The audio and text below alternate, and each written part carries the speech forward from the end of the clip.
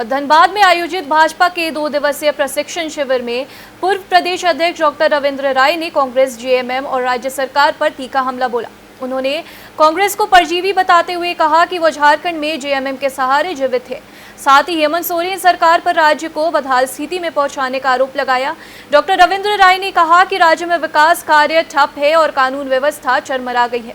उन्होंने कहा कि भाजपा हमेशा चुनाव के लिए तैयार रहने वाली पार्टी है और ऐसे प्रशिक्षण कार्यक्रम कार्यकर्ताओं का अनुशासन और जिम्मेदारी के लिए जरूरी है।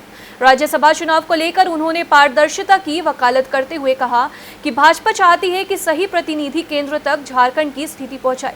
उन्होंने यह भी दावा किया कि भाजपा राज्य की दूसरी सबसे बड़ी पार्टी है और जनहित के मुद्दों पर लगातार सक्रिय है।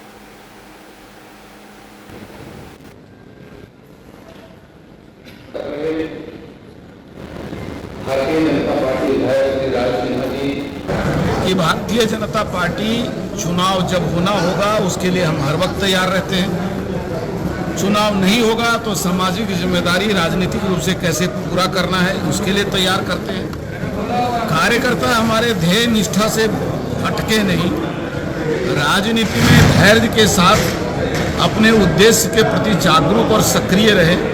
इस दृष्टि से इस प्रकार के प्रशिक्षण वर्ग होते हैं और मुझे लगता है कि ये किसी भी राजनीतिक दल के उसकी क्वालिटी की रक्षा के लिए, उसकी गुणवत्ता की रक्षा के लिए जरूरी होता है, ताकि कार्यकर्ता नैतिक मूल्यों के साथ राजनीति कर सके। जहाँ तक झारखंड का राजनीतिक सरकारी राजनीति का सवाल है, मैं इस मामले में आज कुछ भी नहीं कहना चाहूँगा। इतना ज़रूर कहना चाहूँगा, झारखंड को जिस प्रकार बदहाल हालात में ले जाने की कोशिश या असफल हो रहे हैं वर्तमान सत्ताधारी लोग, चाहे वो जेएमएम, कांग्रेस, वामपंथी, आरजेडी, ये सभी मिलकर के झारखंड को फिर से अशांति की ओर ले जा रहे हैं।